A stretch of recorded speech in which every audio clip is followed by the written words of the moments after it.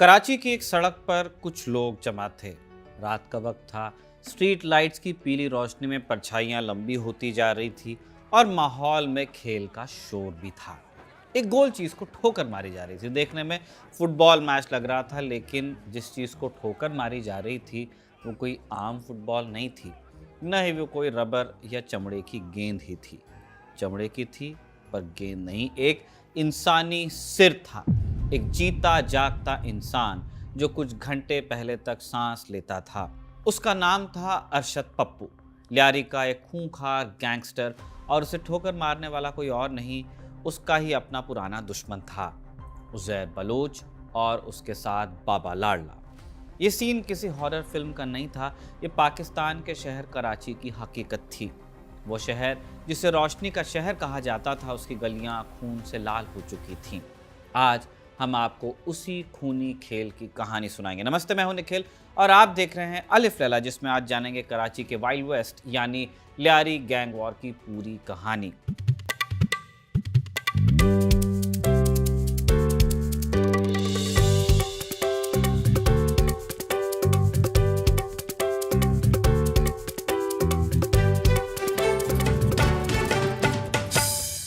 लियारी इन दिनों चर्चा में है एक फिल्म के चलते जिसका नाम है धुरंधर। इसका ट्रेलर आया तो पाकिस्तान के मशहूर अखबार डॉन ने भी लिखा कि धुरंधर फिल्म ने लियारी को एक स्पाई प्लेग्राउंड में बदल दिया है।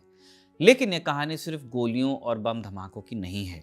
ये कहानी है एक ऐसे शहर की जिसे उसके अपने ही रखवाले बेचकर खा गए, जहां फिजिक्स में एमएससी करने वाला एक लड़का डॉन बन गया, जहां एम्बुलेंस ड्राइवर्स को पिघलती हुई हड्डियां उठानी पड़ी और जहां एक टीचर को अपनी जान बचाने के लिए गैंगस्टर्स के साथ चलना पड़ा।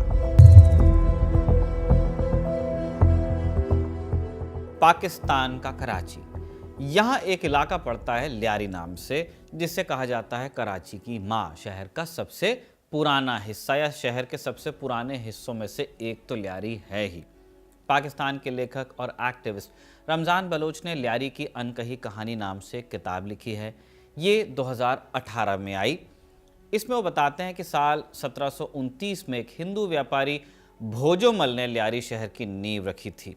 रमज़ान कहते हैं कि कराची पहले हिंसा या डर का पर्याय नहीं हुआ करता था, बल्कि अंग्रेज़ों के आने के बाद ये तरक्की का शहर था।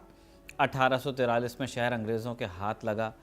इसके बाद जब अंग्रेज़ वहाँ काबिज़ हो गए तो सड़कें, इमारतें, पार्क और प्लेग्राउंड्स उन्होंने बनाए। कराची के बंदरगाह पर खूब भीड़ रहती थी। इसके अलावा पारसियों और हिंदुओं ने भी यहाँ खूब सारे निर्माण करवाए। लोग बेहतर होते गए, इंडस्ट्रीज़ लगी, रोज़गार का सिलसिला चला और आसपास की रियासतों के लोगों ने यहाँ आना शुरू किया। मॉडर्न इंडिया के लोग भी, जो आज जो इलाका हिंदुस्तान कहलाता है, वहाँ से भी कई लोग उस ज़माने में माइग्रेट करके कराची गए, क्योंकि शहर आगे जा रहा था। बंदरगाह का सारा काम बलोच संभालते थे। इसके अलावा वो सड़कें भी बनाते थे और ये सभी आते थे लियारी से। और इस तरह लियारी एक लेबर कॉलोनी के तौर पर कराची की पहचान बन गया और फिर वहाँ लोगों की बसाहट बढ़ती गई। अगर आप सन 2000 वाले दशक से पहले यानी फ्लैशबैक में चले जाएं आज के हिसाब से, तो लियारी की पहचान सिर्फ खून खराबा नहीं थी। वहाँ एक अलग ही दुनिया बसती थी। गलियों में एक दुकान हुआ करती थी, उस्मान गज़ल पान हाउस। ये दुकान परवीन नाम की एक टीचर के पिता की थी और माहौल यहाँ किसी फिल्म जैसा ही था। 24 घंटे संगीत बजता था, गज़लें हवा में तैरती थीं और सिर्फ गज़लें ही नहीं, लोग जमा होते और नाचते थे। परवीन का भाई नईम, जिसकी आवाज़ बहुत सुरीली थी, उनके लिए गाना गाता था। चाय की चुस्कियाँ, पान की लाली और संगीत, ये लियारी की रूह थी। वहाँ के लोग खेल के दीवाने थे। फुटबॉल और बॉक्सिंग उनका जुनून था। काकरी ग्राउंड वहाँ का सबसे मशहूर मैदान, और इस मैदान और फुटबॉल का रिश्ता सिर्फ खेल का नहीं था। लियारी को पाकिस्तान का मिनी ब्राज़ील कहा गया। यहाँ के बच्चे इमरान खान या वसीम अख्तर नहीं, पेले और रोनाल्डिनो बनने का सपना देखते थे। वर्ल्ड कप के दौरान यहाँ के छतों पर पाकिस्तान के साथ साथ ब्राज़ील का झंडा भी लहराता था। लेकिन धीरे धीरे ये मैदान खेल से ज़्यादा सियासत की रैलियों और फिर लाश फेंकने की जगह बना। परवीन इसी माहौल में बड़ी हुई। एक टीचर थी, छत पर एक स्ट्रीट स्कूल चलाती थी। उनका मानना था कि अगर लियारी को बचाना है तो बच्चों को पढ़ाना पड़ेगा, लेकिन पढ़ाना आसान नहीं था क्योंकि गलियों में ख़तरा था। परवीन को स्कूल जाने में डर लगता था और तब उसे एक सहारा मिला, उसका एक स्टूडेंट हुआ करता था नासिर। आम स्टूडेंट नहीं था, एक पक्का बॉडी बिल्डर था, बड़े बड़े बाइसेप्स उसके, फेक ब्रांडेड टी शर्ट्स पहनता था और उसका सपना था कि आने वाले रोज़ कभी बॉक्सर बन जाएगा। लेकिन वो परवीन की हिफाजत करता था। जब परवीन स्कूल से घर जाती तो नासिर उसके पीछे पीछे चलता, एक बॉडीगार्ड की तरह चिल्लाकर रास्ते में खड़े शोहदों को हटाता कि हट जाओ, बाजी आ रही हैं। तो ये लियारी का माहौल था। ज़िंदगी मुश्किल थी, लेकिन वहाँ ऐसे लोग बसते थे जिनकी आंखों में उम्मीद की रोशनी थी। इस लियारी में दहशत और हिंसा के बीच 1960 के दशक में ही पड़ गए थे। कहानी दो भाइयों से शुरू होती है। एक का नाम था शेरल और दूसरे का था दादल। दाद मोहम्मद था तो दादल उसको कहने लगे लोग। दोनों भाई हशीश के सौदागर थे, चरस के। उस जमाने में ड्रग्स का धंधा आज की तरह नहीं था। उस वक्त कराची के अंडरवर्ल्ड पर एक दूसरे डॉन का राज हुआ करता था जिसका नाम था काला नाग। काला नाग ड्रग ट्रेड का किंग पिन था वहाँ। लेकिन शेरल और दादल को नंबर 2 बनना मंजूर नहीं था। इन्होंने फैसला किया कि अगर राज करना है तो राजा को मारना पड़ेगा और उन्होंने काले नाग को रास्ते से हटा दिया। और सिर्फ रास्ते से नहीं हटाया, लियारी में दहशत का एक नया पैमाना सेट किया। उनका तरीका बड़ा खौफनाक था। वो अपने दुश्मन को बीच बाजार में कत्ल करते थे और बात सिर्फ कत्ल पर ख़त्म भी नहीं होती थी। वो सिर काट कर उसे चौराहे पर लटकाते थे ताकि देखने वालों की रूह कांप जाए। ये 60 और 70 का दशक था। तब AK-47 थी नहीं, चाकू और छुरियों का राज था गलियों पर। वक्त का पहिया घूमा, 1990 का दशक आया और लियारी के अंडरवर्ल्ड में एक ऐसे किरदार की एंट्री हुई जिसने जुर्म की दुनिया की परिभाषा को बदला। उसका नाम था इकबाल, जिसे लोग बाबू डकैत कहते थे। आमतौर पर हम गैंगस्टर्स को अनपढ़ या जाहिल समझते हैं, लेकिन बाबू डकैत अलग था, पढ़ा लिखा था। उसके पास फिजिक्स में MSc की डिग्री थी, लेकिन उसका नेटवर्क फिर दुनिया भर में फैला भी हुआ था। इतना शातिर था कि पुलिस की नाक के नीचे से ड्रग का धंधा चला लिया करता था। बाबू डकैत की दुश्मनी बहुत पुरानी थी दादल से, वही दादल जिसने कभी काले नाग को मारा था। बाबू डकैत ने बदला लिया। उसने दादल को बीच बाजार काट डाला। एक फिजिक्स वाले ने एक पुराने डॉन का अंत किया। बाबू डकैत का अंत भी बड़ा अजीब हुआ। वो पुलिस की गोली से नहीं मरा। जब CIA ने छापा मारकर उसे अरेस्ट किया तो पहले ही वो पैरालाइज्ड हो चुका था, लकवा उसको मार गया था। खैर, दादल की मौत के बाद लियारी में एक खालीपन आ गया, लेकिन उसका एक बेटा भी था। इसका नाम था अब्दुल रहमान बलोच। नाम के आगे वो सरदार लगाता था और इसी को दुनिया ने आगे चलकर रहमान डकैत के नाम से जाना। लेकिन उस वक्त रहमान बच्चा था, या यूं कह लीजिए कि कच्चा था। उसे चाहिए था एक सहारा और वो सहारा बना हाजी लालू। हाजी लालू दादल का पुराना साथी था। उसने रहमान को इसीलिए अपनी छत्रछाया में लिया, अपने पार्टनर के बेटे को। रिश्ता उस्ताद और शागिर्द का नहीं बल्कि बाप और बेटे जैसा बना। हाजी लालू के अपने भी 7 बेटे थे, जिनमें से एक का नाम था अरशद पप्पू। आपको ये नाम याद रखना है क्योंकि आगे चलकर यही नाम रहमान की ज़िंदगी का सबसे बड़ा नासूर बनने वाला था, नेमेसिस बनने वाला था। हाजी लालू ने रहमान को जुर्म की दुनिया के दांव पेच सिखाए। शेरशाह कब्रिस्तान के इलाके में इनका अड्डा हुआ करता था। वहाँ से ड्रग्स और भत्ताखोरी का धंधा ये लोग चलाने लगे और सब कुछ कह लीजिए ठीक ही चल रहा था अगर आप एक गैंगस्टर की नज़र से देखें। बाप बेटे मिलकर लियारी को और पूरे कराची को लूटते थे। लेकिन कहते हैं ना, चोर की दाढ़ी में तिनका हो न हो, चोरों के बीच पैसे का झगड़ा ज़रूर होता है। 1990 के दशक के बीच की बात है। रहमान डकैत ने एक अमीर व्यापारी को किडनैप किया। फिरौती की रकम मोटी थी, लेकिन हाजी लालू ने एक चाल चली। उसने रहमान से कहा कि बेटा इसको छोड़ दे क्योंकि मेरी इज्जत का सवाल है, पैसे मत लेना। अब रहमान जो लालू को बाप मानता था, उसने हुक्म को माना। उसने उस व्यापारी को जाने दिया बिना पैसे लिए। लेकिन कहानी यहाँ ख़त्म नहीं हुई। बाद में राज खुला कि हाजी लालू ने रहमान की पीठ पीछे खेल किया। उसने व्यापारी से चुपके से फिरौती वसूली और वो भी छोटी मोटी नहीं, पूरे 1 करोड़ रुपए की। जब रहमान को इस धोखे का पता चला तब वो जेल में था। हाजी लालू ने उसे गिरफ्तार भी करवा लिया था ताकि वो पैसे न मांग सके। जेल की सलाखों के पीछे रहमान को समझ आ गया कि जिसे वो बाप समझता था, असल में वो एक बिजनेस पार्टनर था और उस बिजनेस पार्टनर ने भी उसे ठगा था। तो रहमान ने फिर जेल से ही फैसला किया कि हाजी लालू और मेरी राह अब अलग अलग। जो कल तक एक परिवार था, अब 2 दुश्मन खेमों में बंट गया। एक तरफ हाजी लालू और उसका बेटा अरशद पप्पू और दूसरी तरफ रहमान डकैत। ये सिर्फ एक गैंग का बंटवारा नहीं था, ये कराची की सड़कों पर खून की होली की शुरुआत थी। 1 करोड़ रुपए के लालच ने लियारी को एक ऐसे युद्ध में धकेला जो अगले कई दशकों तक चला। चाकू का जमाना जा चुका था, गोलियों की बारी आई और रहमान डकैत, जो अभी तक सिर्फ एक गुंडा था, अब एक ऐसा मॉन्स्टर बनने जा रहा था जो अपनी सगी मां को भी नहीं बख्शता था। हाजी लालू के हाथों मिले 1 करोड़ के धोखे ने रहमान डकैत को एक अलग ही रास्ते पर डाल दिया। लेकिन पैसा सिर्फ एक चिंगारी भस थी। रहमान के अंदर जो बारूद भरा था वो बहुत पहले से सुलग रहा था। वो एक ऐसा इंसान था जिसके लिए खून बहाना उतना ही आसान था जितना सांस लेना। उसने शुरुआत किसी दुश्मन से नहीं की थी, उसने शुरुआत अपने घर से की थी, उस रिश्ते से की थी जिसे दुनिया सबसे पाक मानती है। कहते हैं कि अपराध की दुनिया में भी कुछ उसूल होते हैं, लेकिन सरदार अब्दुल रहमान बलोच उर्फ रहमान डकैत का कोई उसूल नहीं था। उसका जुर्म का सफ़र 13 बरस की उम्र में शुरू हुआ था, जब उसने एक मामूली झगड़े पर अपने पड़ोसी को चाकू मार दिया था। लेकिन 1995 में उसने जो किया, उसने लियारी के बड़े बड़े गुंडों की रूह को भी कपा दिया। रहमान को शक था कि उसकी अपनी ही माँ किसी राइवल गैंग के मेंबर के साथ पार्टनरशिप में है, उनका कोई चक्कर चल रहा है। अब शक का इलाज रहमान के पास सिर्फ एक ही था, मौत। और इस बात पर उसने अपनी माँ का कत्ल कर दिया। और हैवानियत देखिए, कत्ल करके लाश को ठिकाने नहीं लगाया, अपनी माँ की लाश को उसी के घर में कमरे के पंखे से लटकाया। ये वो पल था जब लियारी को समझ में आ गया कि ये लड़का कोई मामूली अपराधी नहीं है, एक मॉन्स्टर है। लेकिन इंसानी फितरत आप देखिए, यही रहमान डकैत जो माँ का कातिल था, बाहर की दुनिया के लिए मसीहा भी था। लियारी का रॉबिन हुड बनना चाहता था। वो लोगों के अस्पतालों के बिल भरता, गरीब लड़कियों की शादी करवाता, फुटबॉल टूर्नामेंट्स कराता, मुफ्त लंगर खोलता। लोग कहते कि डकैत हमारा मसीहा है।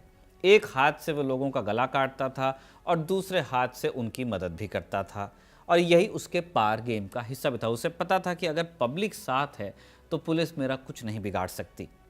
रहमान ने लियारी में एक पैरेलल गवर्नमेंट चलाई। यहाँ पर्ची सिस्टम चलता था उसका। अगर आपको अपने घर में एक ईंट लगवानी है, राशन की दुकान खोलनी है, स्कूल चलाना है या बीड़ी सिगरेट का कोई खोखा ही डालना है, तो पहले गैंग के ऑफिस से पर्ची कटवानी पड़ेगी। अब ये कोई हफ्ता वसूली नहीं, एक तरह का टैक्स था। और सिर्फ ड्रग्स या पर्ची नहीं, लड़ाई पानी की भी थी। यहाँ पे कराची में पानी सोने के भाव बिकता था। गैंग्स ने सरकारी पानी की लाइंस पर कब्जा कर लिया। उन्होंने अवैध हाइड्रेंट्स बनाए और लोगों को टैंकर्स के जरिए महंगे दामों पर पानी बेचना शुरू कर दिया। आपके घर में जो पाइपलाइन आती है उसमें पानी नहीं आएगा, उस पर गैंग का कब्जा है। गैंग एक टैंकर चलवाएगी जिनसे आपको खरीदना पड़ेगा पानी को। जो पानी नल में मुफ्त आना चाहिए था, अब लियारी गैंग वॉर की फंडिंग कर रहा था। इस तरह रहमान अपने पावर में इजाफा करता रहा। वहीं दूसरी तरफ उसके दुश्मन हाजी लालू का बेटा अरशद पप्पू भी तैयार हो रहा था। रहमान और लालू की दुश्मनी अब रहमान और पप्पू की जंग बन चुकी थी। और ये सिर्फ धंधे की लड़ाई नहीं थी, ये इज्जत और बदले की आग थी। अरशद पप्पू ने शुरुआत की। उसने वो लकीर भी पार की जो अंडरवर्ल्ड में कोई पार नहीं करता था। वो कब्रिस्तान गया और वहाँ उसने रहमान के बाप दादल की कब्र को खोजा। पप्पू के आदमियों ने उस कब्र को फिर तोड़ा, बेअदबी की। अब ये एक सीधा मैसेज था कि हम तुम्हें मिट्टी में भी सुकून से नहीं रहने देंगे। रहमान आग बबूला हुआ, लेकिन अरशद पप्पू यहाँ भी रुकना नहीं वाला था। उसने रहमान को चोट पहुँचाने के लिए उसके करीबियों को निशाना बनाना शुरू किया। एक दिन पप्पू ने रहमान के चाचा को हब चौकी के पास में घेर लिया। अब पप्पू चाहता तो चुपचाप गोली मार देता अगर मारना ही था, लेकिन उसे रहमान को तड़पाना था। उसने वहाँ से रहमान को फ़ोन किया। रहमान ने फ़ोन उठाया। उधर से पप्पू की आवाज़ आई कि सुन मेरी बात, तेरे चाचा को अभी मारूंगा, गोलियों की आवाज़ सुनना। और फ़ोन चालू रखकर उसने रहमान के चाचा को गोलियों से भून दिया। फ़ोन पर अपने चाचा की मौत की आवाज़ सुनी रहमान ने और पागल हो गया। बदला लेने का सिलसिला शुरू हुआ। खून के बदले खून का उसूल आया। इसी खूनी खेल में फिर एक और किरदार की एंट्री हुई। रहमान का एक ट्रांसपोर्टर दोस्त हुआ करता था, फैजू बलोच। रहमान अपना गैंग चलाने के लिए फैजू से भत्ते और पैसे की मदद लिया करता था। भत्ता मतलब एक्सटॉर्शन, सिक्योरिटी मनी। आपको दुकान चलानी है तो पैसा देना पड़ता है ना गैंगस्टर को, उसकी बात हो रही है। अरशद पप्पू की नज़र इस बिज़नेस पर थी। पप्पू ने फैजू को धमकाया कि अब हफ्ता हमको देना है, रहमान को नहीं। अब फैजू बलोच था वफादार, तो उसने मना किया और अंजाम वही हुआ जो लियारी में हो सकता था। अरशद पप्पू फैजू के अड्डे पर पहुंचा और उसे भी गोलियों से भून दिया। अब इस फैजू बलोच का भी एक बेटा था जिसका नाम था उज़ैर जान बलोच। उज़ैर उस वक्त जुर्म की दुनिया से बहुत दूर था। एक सरकारी अस्पताल में वार्ड बॉय की नौकरी करता था। सीधा साधा आदमी था, लेकिन जब बाप की लाश देखी तो उज़ैर टूट गया। उसने पहले कानून का दरवाज़ा खटखटाया, लेकिन हाजी लालू के गैंग ने उसे डरा धमका दिया। हार कर उज़ैर ने रहमान डकैत का फिर हाथ थामा। रहमान और उज़ैर बचपन के दोस्त थे, स्कूल के साथी थे। रहमान ने उज़ैर को अपनी गैंग में फिर शामिल कर लिया। जब वक्त आगे बढ़ा तो रहमान डकैत सिर्फ एक गैंगस्टर नहीं रह गया, एक सियासी मोहरा भी हो गया। पाकिस्तान पीपल्स पार्टी पीपीपी का गढ़ था लियारी, और लियारी का असली राजा था रहमान। सियासतदानों को वोट चाहिए थे और रहमान को सिक्योरिटी। दोनों का मतलब साथ में सध सकता था। रहमान का असर और रसूख आपको देखना हो तो 18 अक्टूबर 2007 की तारीख आप याद कीजिए। पाकिस्तान के पूर्व प्रधानमंत्री बेनज़ीर भुट्टो निर्वसन काट कर वतन वापस आ रही थी। कराची के एयरपोर्ट पर लाखों का हुजूम उनको रिसीव करने पहुंचा और तभी वहां एक जोरदार बम ब्लास्ट हो गया, कार बम। 140 लोगों की मौत हुई, अफरा तफरी मच गई, हर तरफ लाशें बिछ गईं। लेकिन बेनज़ीर को वहां से सुरक्षित निकालने की जिम्मेदारी किसे मिली? पाकिस्तान की फौज या कराची पुलिस के किसी आला अफसर को नहीं मिली। बेनज़ीर भुट्टो की बुलेट प्रूफ गाड़ी का स्टीयरिंग जिसके हाथ में था वो था रहमान डकैत। रहमान डकैत उस वक्त बेनज़ीर के सिक्योरिटी ऑफिसर की शक्ल में वहां मौजूद था। उसी ने बेनज़ीर को सही सलामत बिलावल हाउस पहुंचाया, और कोई था नहीं कराची में जो सेफ्टी की गारंटी ले लेता। सोचिए, एक तरफ पुलिस उसके सर पर इनाम रख रही थी, दूसरी तरफ वो मुल्क की सबसे बड़ी लीडर का सारथी था। ये किस्सा आपको उसकी पहुंच और पावर का अंदाजा दे देता है। लेकिन हर शेर को सवा शेर तो मिल ही जाता है। कराची पुलिस में भी एक अफसर था, एसएसपी चौधरी असलम। इधर फिल्म बनी तो लोग उसे राउडी राठौड़ भी कहने लगे। 2012 में अपने यहाँ राउडी राठौड़ आई थी तो चौधरी असलम को भी राउडी राठौड़ कहा गया। क्यों कहा गया आपको आगे समझ में आ जाएगा।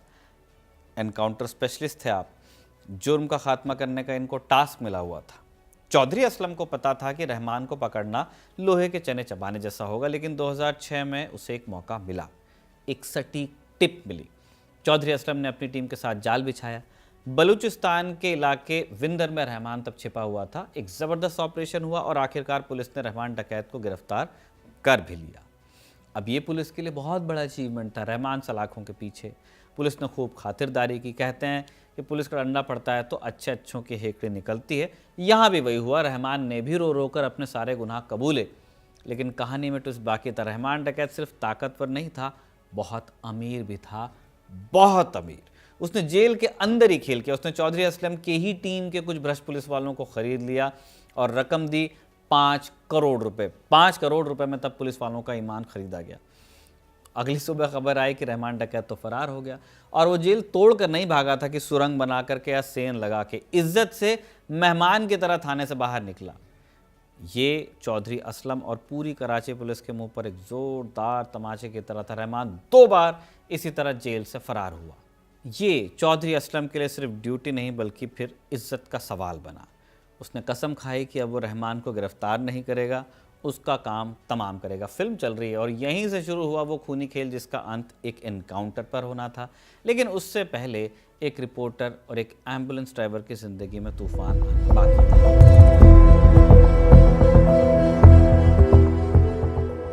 लियारी की कहानी सिर्फ गैंगस्टर्स की नहीं थी, उन लोगों की कहानी भी थी जो इन गैंगस्टर्स के फैलाए मौत के कचरे को साफ करते थे, और उन लोगों की भी जो इस पागलपन को अपनी खबरों में दर्ज करते थे।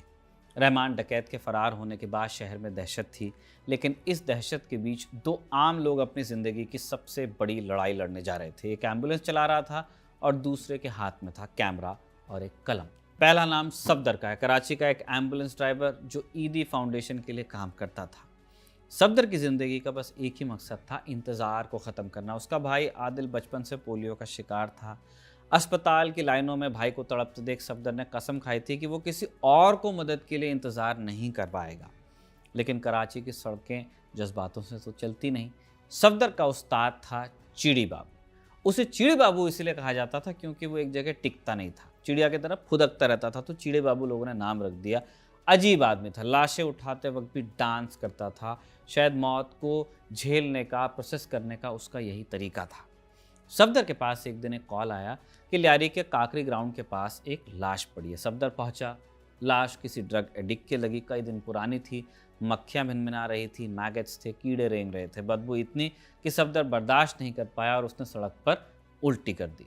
अब चिड़ी बाबू ने देखा तो सफदर के पास आए और जोरदार तमाचा रसीद कर दिया उसे, और सफदर की आंखों में आंखें डालकर बोले कि क्या देख रहे हो, एक इंसान है, वो भी और तुम भी, ड्रामा बंद करो और लाश उठाओ। अब सफदर बदल तो गया, लेकिन लाशें उठाने की इस नौकरी की एक बड़ी भारी कीमत उसके अपने दिमाग को चुकानी पड़ी। मानसिक आघात यानी PTSD का शिकार हो गया। हालत ये थी कि जब वो घर जाकर खाना खाने बैठता तो उसको निवाले में से खून की महक आती थी। उसको लगता था कि उसके हाथों से मौत की बदबू आती है और वो चाहकर भी अपने छोटे बच्चों को गले नहीं लगा पाता था।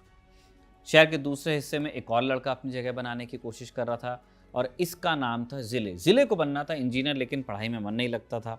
1992 का क्रिकेट वर्ल्ड कप उसको याद था, क्योंकि उसने देखा था ग्लैमर क्या चीज़ होती है।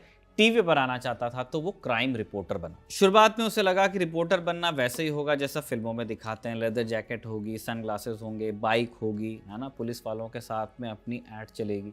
लेकिन हकीकत ने बहुत जल्दी उसके चेहरे पर मुक्का मारा, और सचमुच का मुक्का मारा। पहला बड़ा असाइनमेंट उसका था एग्जाम माफिया को कवर करना। कराची में नकल कराने वाला एक गैंग था। जिले कैमरा लेकर सेंटर के बाहर खड़ा हो गया, रिपोर्टिंग करने लगा। तभी एक आदमी बाहर निकला और उसने कोई सवाल नहीं पूछा जिले से, सीधा उसके मुंह पर घूंसा मार दिया। माइक गिर गया, होठ फट गया, और वहां जिले को समझ में आ गया कि यहाँ सवाल पूछने की कीमत खून से चुकानी पड़ सकती है। उसके बाद फ़ोन कॉल्स का सिलसिला शुरू हुआ। अननोन नंबर से धमकी आती कि हमारी पार्टी का नाम टीवी पर मत लेना, इस गैंग का नाम टीवी पर मत लेना, फलाने गैंग का टीवी पर नाम मत लेना।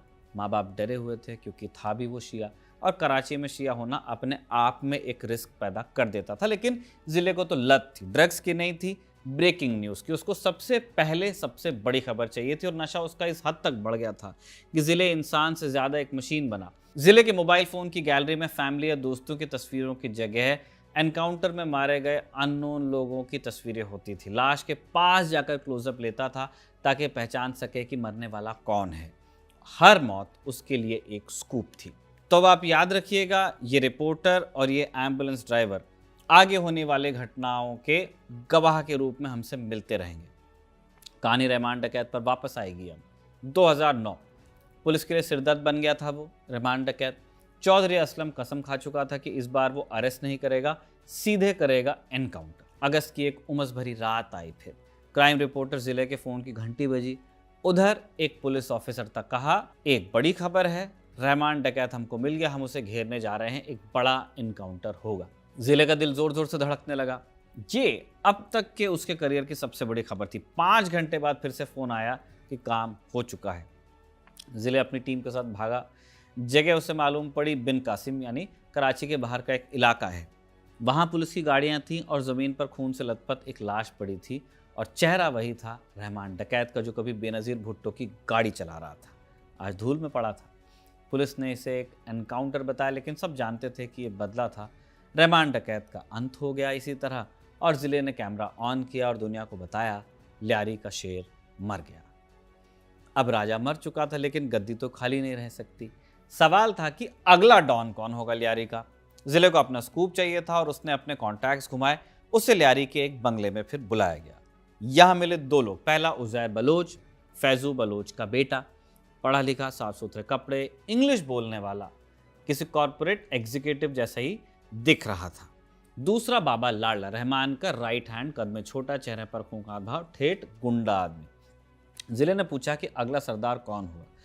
कायदे से ताकतवर बाबा लाडला था, लेकिन बाबा लाडला ने उज़ैर की तरफ इशारा किया, कहा कि नहीं, उज़ैर भाई होंगे, यही अगले सरदार हैं। जिले ने ब्रेकिंग न्यूज़ चलाई कि लियारी को नया गॉडफादर मिल गया, उज़ैर बलोच। लेकिन जिले को अंदाज़ा नहीं था कि ये सूट बूट वाला डॉन रहमान डकैत से भी ज़्यादा खतरनाक साबित होगा, क्योंकि रहमान के पास कम से कम कुछ उसूल तो थे। उज़ैर के पास सिर्फ बदले की आग थी, और इस आग में सबसे पहले जलने वाला था अरशद पप्पू, जिसने उज़ैर के पिता को मारा था। एक ऐसा कत्ल होने वाला था जिसे कराची का बच्चा बच्चा फुटबॉल मैच के नाम से याद रखने वाला था। कराची में तब एक कहावत मशहूर थी कि लियारी में जो जाता है वो अपनी मर्जी से वापस नहीं आ पाता। पुलिस थानों में बैठकर तमाशा देखती थी और सड़कों पर वो खेल खेला जा रहा था जिसे देखकर शैतान भी पनाह मांगता था। रहमान डकैत तो मर चुका था, लेकिन उसकी मौत ने शांति नहीं बल्कि एक ऐसे तूफान को जन्म दे दिया जिसका नाम था बदला। और इस बदले की आग में सबसे पहले जलने वाला था वो इंसान जिसने इस खेल को भड़काया था। मार्च 2013 की बात है। जगह थी कराची का पॉश इलाका डिफेंस। यहाँ वो लोग रहते थे जिनके पास दौलत थी, रसूख था। यहीं एक घर में छिपकर बैठा था अरशद पप्पू। वही अरशद पप्पू जिसने रहमान के पिता की कब्र तोड़ी थी, जिसने उज़ैर बलोच के पिता फैजू बलोच को अगवा करके मारा था। लेकिन अब टाइम तो बदल गया था। अब उज़ैर बलोच का राज था। उज़ैर के लड़कों को खबर मिल गई कि पप्पू डिफेंस में है और पुलिस की वर्दी पहनकर ये लोग पहुंच गए। उन्होंने पप्पू को उठाया, उसके भाई यासिर अराफात को उठाया और उन्हें वहां ले आए जहां उनकी मौत का जश्न मनाया जाना था, यानी कि लियारी। रात का टाइम था, गलियों में भीड़ जमा थी। उज़ैर बलोच और उसका कमांडर बाबा लाडला मौजूद थे। अरशद पप्पू को उनके सामने लाया गया, घंटों तक टॉर्चर किया गया और उनकी चीखें लियारी की गलियों में गूंजती रही। और फिर वही हुआ जिसने पूरे शहर को दहशत में डाला। अरशद पप्पू का सिर कलम किया गया, धड़ अलग सिर अलग। लेकिन नफरत इतनी गहरी थी कि सर कलम करके भी इनका मन भरा नहीं। गैंगस्टर्स ने उस कटे हुए सिर को ज़मीन पर रखा और फुटबॉल की तरह ठोकर मारना शुरू कर दिया। और दर्शक क्या कर रहे थे? जो लोग तमाशबीन थे वही कर रहे थे जो वो कर सकते थे। तालियां बजा रहे थे, वीडियो बना रहे थे। इसके बाद लाश का जो धड़ था उसे एक डोंकी कार्ट, गधा गाड़ी पर लादा गया। पतली गलियों में इसी की ज़रूरत पड़ती है। लियारी की गलियों में यह गधा गाड़ी घूमी जैसे कोई ट्रॉफी घुमाई जा रही हो वर्ल्ड कप की। अंत में इस लाश के फिर टुकड़े किए गए, उसे जलाया गया और बची हुई जो राख थी पब्लिकली गटर में बहाई गई, नामो निशान मिटा दिया गया। बाद में किसी ने उज़ैर बलोच से इस बर्बरता के बारे में पूछा तो उसके चेहरे पर कोई शिकन नहीं थी। उसने सिर्फ एक लाइन कही, what goes around comes around. जैसी करनी वैसी भरनी, यानी उसके पिता की मौत का बदला यही था। लियारी की ये कहानी गैंग वॉर्स की कहानी है, लेकिन इसके पीछे स्टेट की नाकामी भी थी और इस नाकामी का सबसे बड़ा सबूत था अप्रैल 2012 का ऑपरेशन। पुलिस को ऊपर से हुक्म मिला कि लियारी को अब साफ करो, बहुत हो गया। जिम्मेदारी फिर उसी राउडी राठौड़ पर पड़ी, यानी चौधरी असलम। 27 अप्रैल 2012 चौधरी असलम अपनी पूरी फौज लेकर पहुंचा। 3000 पुलिस वाले थे, बख्तरबंद गाड़ियां थी, आर्मर्ड पर्सनल कैरियर्स, एपीसीज, स्नाइपर साथ में लाए गए। ऐसा लग रहा था जैसे कोई युद्ध अब होकर रहेगा। लियारी भी किला बन गया था। जैसे ही पुलिस अंदर घुसी उसका स्वागत गोलियों से नहीं हुआ, उनका स्वागत हुआ रॉकेट प्रोपेल्ड ग्रेनेड आरपीजी से। गैंगस्टर्स ने पुलिस की बख्तरबंद गाड़ियों पर रॉकेट दागे और ये गाड़ियां खिलौनों की तरह उड़ने लगीं। पुलिस को अपनी जान बचाकर भागना पड़ा। यह ऑपरेशन 8 दिन चला। फिर भी 8 दिन तक लियारी को सीज में रखा गया। घेराबंदी थी, ना कोई अंदर जा सकता था ना बाहर आ सकता था। बिजली काटी गई, पानी बंद कर दिया गया। लोगों के घरों में राशन खत्म हो गया। बच्चे भूख से बिलखते रहे, लोग प्यास से तड़पते रहे। इसी बात ने इस ऑपरेशन को सिर्फ गैंगस्टर्स के खिलाफ नहीं, लियारी के आम लोगों के खिलाफ जंग बना दिया। इसी घेराबंदी के बीच एम्बुलेंस ड्राइवर सफदर अपनी गाड़ी लेकर पहुंचता है। उसकी एम्बुलेंस में लाशें नहीं थी, चावल और आटे की बोरियां थी। ईदी फाउंडेशन ने फैसला किया था कि भूखे लोगों तक खाना तो पहुंचाना ही पड़ेगा ना। सफदर ने अपनी गाड़ी बैरिकेड्स की तरफ बढ़ाई जहां खड़ा था चौधरी असलम, हाथ में पिस्टल, होठों पर सिगरेट। ये स्टाइल था। उसने सफदर को रोका और पूछा कि कहाँ जा रहा है। सफदर ने कहा कि साहब राशन लेकर जा रहा हूँ, लोग मर रहे हैं। अब चौधरी असलम को लगा कि राशन की आड़ में गैंगस्टर को हथियार सप्लाई किए जा रहे हैं। उसने आओ देखा ना ताओ चाकू निकाला और सफदर की एम्बुलेंस पर रखी चावल और आटे की बोरियों को चीरना शुरू कर दिया, दूध के पैकेट्स को फाड़ना शुरू कर दिया। जब बोरियां कटी तो सफ़ेद चावल और जो मिल्क पाउडर था कीचड़ और खून के साथ मिल गया। सफदर सिर्फ देखता रह सकता था तो देखता रहा। चौधरी असलम ने सफदर को कॉलर से पकड़ा, उसे और उसके साथी को पुलिस जीप में ठूसा और फिर इनको थाने ले गया। थाने के अंदर उस मसीहा एम्बुलेंस ड्राइवर को पट्टों से पीटा गया। कसूर सिर्फ इतना कि भूखों को खाना देना चाहता था। जब सफदर छूटा तो उसका पूरा शरीर सूज गया था, लेकिन सबसे ज़्यादा चोट उसकी आत्मा को लगी थी। उसे समझ आ गया था कि इस लड़ाई में हीरो कोई नहीं है, ना गैंगस्टर ना पुलिस। इस जंग की कीमत सिर्फ सफदर ने नहीं चुकाई, परवीन, वो टीचर जो बच्चों को पढ़ाना चाहती थी, उसके घर पर भी कयामत टूटी। परवीन की बहन समरीन, उसकी हाल में ही शादी हुई थी, माँ बनी थी, जुड़वा बच्चे उसके हुए थे। वो अपने पिता के बनाए पुराने घर में रहती थी, लेकिन गैंगस्टर्स को वो घर पसंद आया क्योंकि एक स्ट्रेटेजिक लोकेशन पर था, पुलिस को टारगेट कर सकते थे वहां से। बाबा लाडला के आदमियों ने घर पर धावा बोला, ताले तोड़े और घर पर कब्जा कर लिया। समरीन को अपने दूध मुँहे बच्चों के साथ फिर भागना पड़ा। 5 महीने तक वो घर गैंगस्टर्स के पास रहा। जब वो छोड़ कर गए तो परिवार वापस लौटा और उन्होंने जो देखा वो किसी बुरे सपने से कम नहीं था। घर की दीवारों पर खून के धब्बे थे, फर्श पर गोलियों के निशान थे। गैंगस्टर्स क्या कर रहे थे वहाँ? गैंगस्टर्स को जिन लोगों पर पुलिस के मुखबिर होने का शक था, वहाँ उन लोगों को लाकर टॉर्चर किया करते थे। वो एक्चुअली एक टॉर्चर सेल था, गैंगस्टर्स के लिए जेल। लोगों को लाकर वहाँ कई बार मार तक डाला जाता था। सबसे दुखद बात इस छोटे से परिवार के लिए क्या थी कि समरीन का दहेज चोरी हो गया था। वो कपड़े, वो जेवर जो उसकी माँ ने सालों मेहनत करके जमा किए थे, सब गायब हो गए। उसकी यादें, उसका सुकून सब लुट गया। दीवारों को तो उन्होंने धोया, खून के धब्बे साफ किए, लेकिन समरीन उस घर में एक भी पल चैन से फिर रह नहीं सकी। कहती थी कि मुझे दीवारों से खून की बू आती है। तो ल्यारी अब रहने लायक तो नहीं बचा था। ये वो दौर था जब इंसानियत ने दम तोड़ा ल्यारी में। एक तरफ सिर से फुटबॉल खेली जा रही थी, दूसरी तरफ एम्बुलेंस ड्राइवर पिट रहा था, और इन सब के बीच उजैर बलोच अपने महल में बैठा अगला खूनी खेल रच रहा था। एक ऐसा खेल जिसमें सिर्फ दुश्मन नहीं, दोस्त भी मारे गए उसके। बाहर की दुनिया में उजैर बलोच एक रॉबिन हुड की छवि कायम करने की कोशिश कर रहा था। पीपल्स अमन कमेटी नाम से एक संगठन चलाता था, लेकिन उस अमन के पर्दे के पीछे एक ऐसी दुनिया थी जो किसी हॉलीवुड फिल्म के सेट जैसी लगती थी, लेकिन वहाँ एक्टर्स नहीं, असली कातिल थे।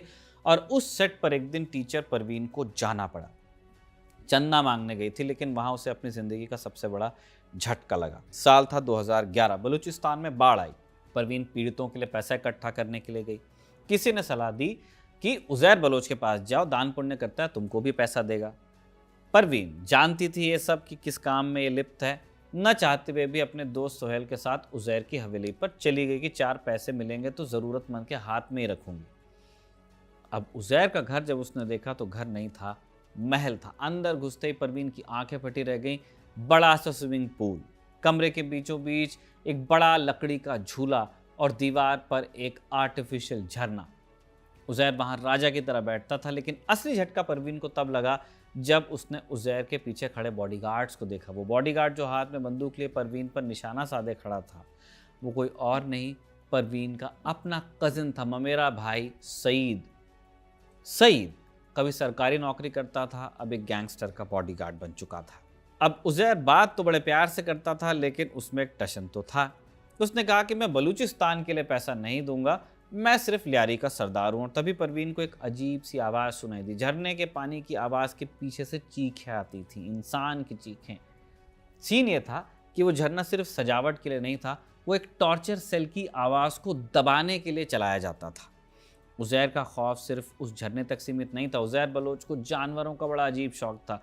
उसकी हवेली के पीछे एक प्राइवेट जू था, जहाँ वो मगरमच्छ पालता था। काले भालू उसके पास थे। कहा जाता है कि वो अपने दुश्मनों को डराने के लिए या कभी कभी उन्हें खौफनाक मौत देने के लिए भी इन जानवरों का इस्तेमाल करता था। उजैर के पास एक वक्त में पूरे ल्यारी का कंट्रोल था, लेकिन पैसा और पावर ये वो चीज़ें हैं जो सगे भाइयों को भी दुश्मन बनाती हैं।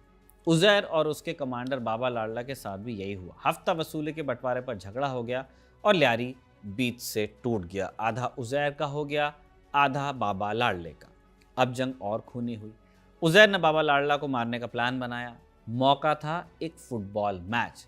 बाबा लाडला मैच देख रहा था तो उजैर के लोगों ने वहां बम ब्लास्ट करवा दिया। अब बाबा लाडला तो बच गया, लेकिन वहां मौजूद 7-8 मासूम लोग और बच्चे मारे गए। जवाब में बाबा लाडला ने उजैर के सबसे करीबी साथी जफर बलोच को गोलियों से भूना। 1 साल के अंदर इस गैंग वॉर में ल्यारी में 800 से ज्यादा लोग मारे गए। इस लड़ाई की सबसे दर्दनाक कीमत परवीन के उस बॉडीगार्ड स्टूडेंट नासिर ने चुकाई, जो उसको सिक्योर करता था, बॉक्सर जो बनना चाहता था। एक दिन नासिर परवीन के घर आया, पसीने से तरबतर था, लंगड़ा रहा था। अब परवीन ने पूछा तो उसने बात टाली। बाद में पता चला कि उजैर को बचाते वक्त उसके पैर में गोली लग गई थी। परवीन ने बहुत समझाया, उससे रिश्ता भी तोड़ा कि अगर नहीं सुधरता तो मैं ही अलग हो जाती हूँ, लेकिन जुर्म की दुनिया में आने का रास्ता होता है, जाने का नहीं। कुछ दिनों बाद नासिर गायब हो गया, या तो उसे पाकिस्तान रेंजर्स ने उठा लिया या राइवल गैंग ने। जब उसकी लाश मिली तो देखने वालों की रूह कांप गई। उसके शरीर को सिगरेट से दागा गया था, टॉर्चर करके मारा गया था। वो लड़का जो एक टीचर की हिफाजत करता था, उसे बचाने वाला कोई नहीं था।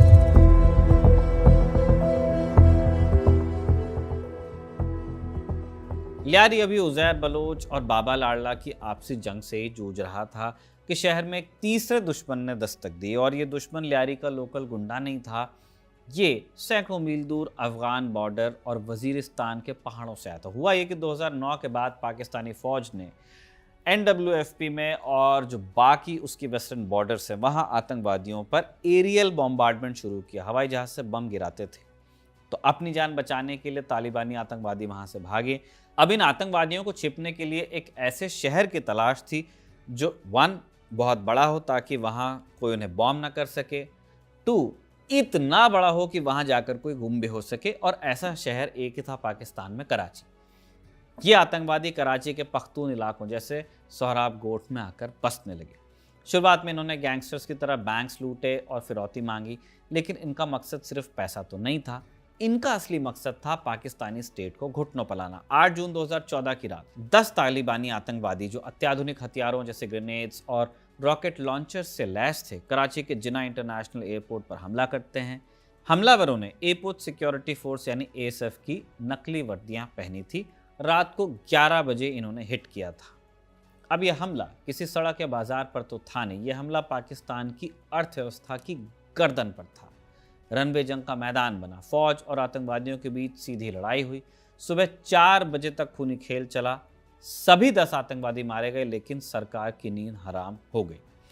एयरपोर्ट हमले ने इस्लामाबाद को हिलाया और फिर फैसला हुआ जीरो टॉलरेंस का। पैरामिलिट्री फोर्सेस जैसे रेंजर्स को कराची में खुली छूट दी गई और एक नया ऑपरेशन लॉन्च हुआ, ऑपरेशन कराची। अब निशाना सिर्फ आतंकवादी नहीं थे, लियारी के गैंगस्टर्स भी थे। सरकार समझ चुकी थी कि जुर्म और आतंकवाद एक ही सिक्के के 2 पहलू हैं और इन दोनों को यहां से साफ करना पड़ेगा, तभी कराची रहने लायक बनेगा।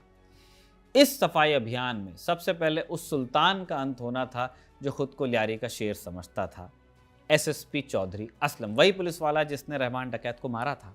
चौधरी असलम का एक अपना अलहदा स्टाइल था। हमेशा कड़क स्टार्च वाली सफ़ेद सलवार कमीज पहनता, एक हाथ में सिगरेट होती उसके और दूसरे में पिस्टल। मौत से खेलने का शौकीन, 1 नहीं 2 नहीं 9 बार जानलेवा हमले हुए थे, 9 बार बच गया था।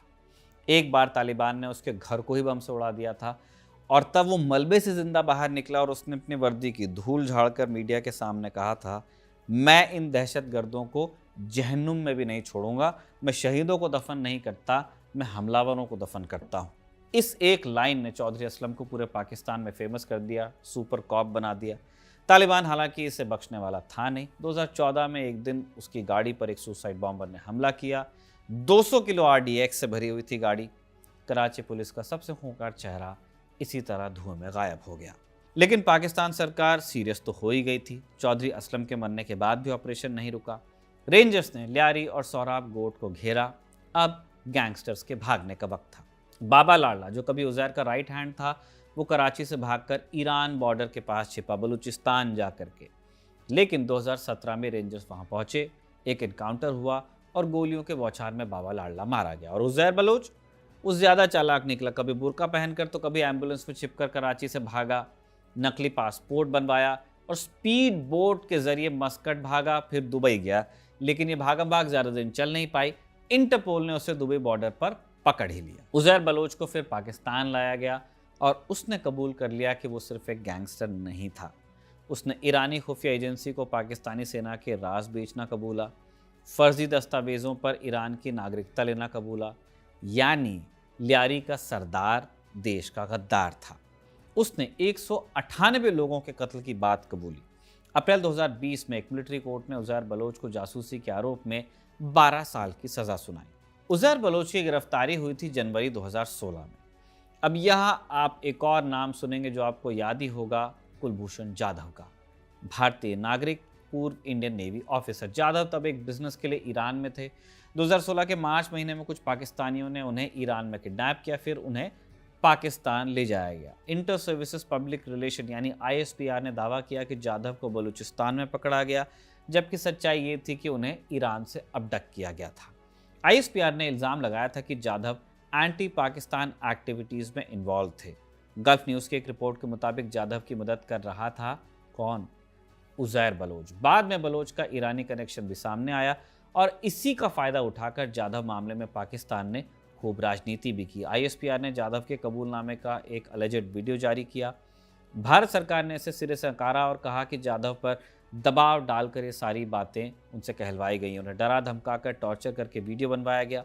भारतीय अधिकारियों ने कहा कि उन्हें जाधव से मिलने दिया जाए ताकि ये पता चल सके कि वो किसी दबाव में तो नहीं है, लेकिन पाकिस्तान इसके लिए माना नहीं। इस कबूलनामे के अलावा अब तक पाकिस्तान के पास जाधव के खिलाफ कोई पुख्ता सबूत भी सामने नहीं आया है।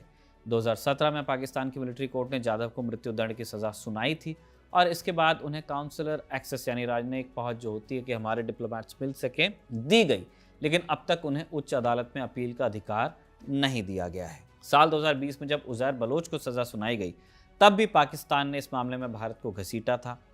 बलोच को लेकर कहा गया कि वो ईरान के साथ साथ रॉ को भी सूचनाएं दे रहा था। इस मामले में CTD में 3 और गैंगस्टर्स को भारत से जुड़ा हुआ बताया गया। ये 3 गैंगस्टर थे मुदस्सिर जावेद, हारिस उर्फ लगड़ा और अबू सुफियान। इनको 2020 में गिरफ्तार किया गया। CTD के अनुसार ये सब लियारी के ही एक गैंगस्टर जाहिद उर्फ शूटर के गिरोह में थे। CTD का आरोप है कि जाहिद संयुक्त अरब अमीरात में रहता है, UAE में, और भारतीय खुफिया एजेंसी रॉ के लिए काम करता है। पाकिस्तान ने यह भी इल्ज़ाम लगाया कि उज़ैर बलोच के बाद लियारी में जो कुछ गैंगस्टर बच गए, रॉ ने उनका इस्तेमाल टारगेट किलिंग्स के लिए किया। अब इस पूरे मामले पर जो फिल्म आ रही है या जो कहा जा रहा है कि इस पूरे मामले पर फिल्म बनी हुई है धुरंधर, उसे लेकर भी कयास चल रहे हैं कि इस फिल्म में लियारी गैंग वॉर के एस्पियोनाज वाले एंगल को एक्सप्लोर किया गया होगा। इसके संकेत फिल्म के ट्रेलर में मिलते भी हैं। सोशल मीडिया पर दावे किए जा रहे हैं कि आर माधवन का किरदार NSA अजीत डोभाल से प्रेरित है। पाकिस्तान की मीडिया में भी इस फिल्म को लेकर जिस तरह के कयास लग रहे हैं वो हम आपको शुरुआत में बता चुके हैं। वहाँ की मीडिया में इस फिल्म की खूब चर्चा है। वो इस मामले पर कुछ नई जानकारी की उम्मीद कर रहे हैं। मुख्य रूप से सारे सवाल लियारी के इंडियन एंगल को लेकर ही। बहरहाल फिल्म 5 दिसंबर को रिलीज होगी। 2 किरदार ऐसे हैं जो ट्रेलर में खुद को असल किरदारों के नामों से इंट्रोड्यूस करते हैं। संजय दत्त चौधरी असलम के किरदार में है और अक्षय खन्ना रहमान डकैत के किरदार में है। बहरहाल पाकिस्तानी ऑपरेशंस के बाद आज लियारी काफ़ी हद तक शांत है, लेकिन रहमान डकैत, उज़ैर बलोच, बाबा लाडला और अरशद पप्पू, ये नाम आज भी लियारी की लोक कथाओं में जिंदा है। कुछ के लिए वो विलन थे तो कुछ के लिए हीरोज। 1960 में चाकू से शुरू हुआ यह खेल 2020 में इंटरनेशनल एस्पियोनाज पर जाकर ख़त्म होता है। हज़ारों जानें गईं, पीढ़ियाँ बर्बाद हुईं और आखिर में हासिल क्या हुआ? सिर्फ राख, वो राख जो आज भी कराची के सीने में दफन है। लियारी की गैंग वॉर्स पर यह शानदार एपिसोड रवि सुमन ने लिखा था और सर्वेश ने इस एपिसोड को रिकॉर्ड किया था। आप देखते रहिए खबरगाम।